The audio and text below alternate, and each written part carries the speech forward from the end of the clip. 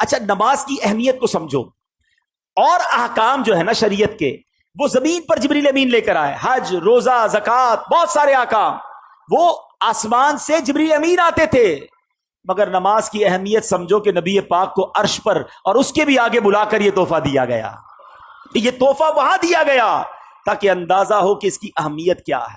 مگر جب میرے آقا واپس آ رہے ہیں تو حضرت موسیٰ علیہ السلام سے ملاقات ہوگی کہ اے محمد صلی اللہ علیہ وسلم رب کی بارگاہ سے کیا لائے ہو؟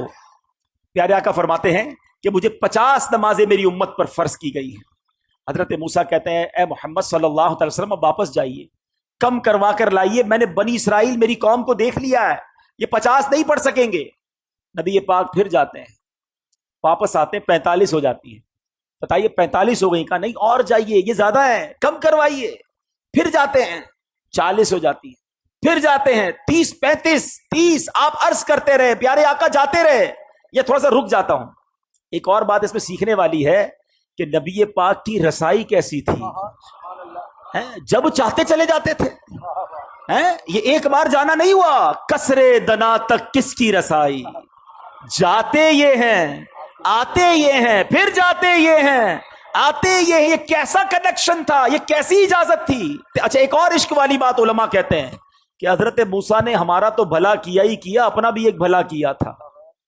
کوہ طور پر دیکھنا چاہتے تھے نا، نہیں دیکھ پائے نا۔ آج بھی کچھ عشاق پتہ ہے جو مدینے سے آتا ہے نا اس کی آنکھوں کا دیدار کرتے ہیں کہ ہم نے مدینہ نہیں دیکھا، ان آنکھوں نے مدینہ دیکھا ہے، ان آنکھوں کو چوم لوں۔ حضرت موسیٰ پیارے آقا کی ان آنکھوں کو دیکھنا چاہ رہے ہیں۔ حضور ذرا پھر دیکھ کر آئیے، میں پھر آنکھیں دیکھ لوں، آپ پھر اللہ کی بارگاہ میں جائیے، میں پھر آپ کی آنکھیں دیکھوں۔ بار بار نبی پاک جا رہے ہیں، آخر 5 ہو گئیں۔ حضرت موسیٰ نے تو وہاں بھی کہا تھا حضور اس کو بھی کم کروا کے لائیے۔ نبی پاک فرماتے ہیں مجھے حیا آتی اللہ کی بارگاہ سے، مگر وہاں سے ارشاد کیا ہوا؟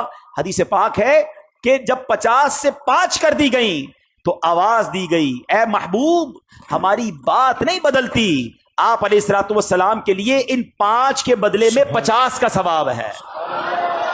اے مسلمانوں یہ تحفہ معراج کی رات ملا ہے۔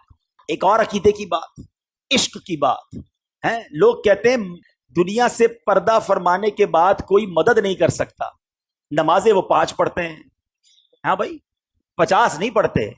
یہ مدد کس نے کی تھی؟ یہ مشورہ کس نے دیا تھا؟ حضرت موسیٰ علیہ السلام نے، وہ تو پردہ فرما چکے تھے۔ تو اگر مدد مانگنا غیر اللہ سے اور وہ بھی دنیا سے چلا گیا غلط ہے تو پھر ان لوگوں کو تو 50 پڑھنی چاہیے۔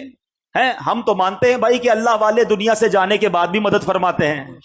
تو اب یہ سمجھنے والی بات ہے کہ یہ احادیث میں ہے، اللہ کے حبیب فرما رہے ہیں کہ مجھے حضرت موسیٰ نے کہا کہ جائیے واپس عرض کیجئے، تو اس کا مطلب یہ ہوا کہ اللہ کے نیک بندے اور انبیاء تو سبحان اللہ، انبیاء، صحابہ، اولیاء اللہ کے کرم سے یہ دنیا سے پردہ فرمانے کے بعد بھی مدد کرتے ہیں۔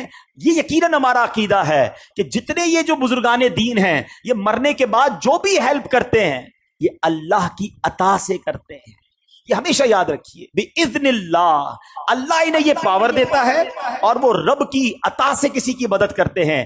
ہر نبی، ہر ولی، ہر صحابی وہ محتاج ہے رب کا، رب کسی کا محتاج نہیں ہے۔ تو اگر یہ عقیدہ ہے تو اس میں کوئی پرابلم نہیں ہے اور اس میں کنفیوز ہونے کی بھی ضرورت نہیں ہے۔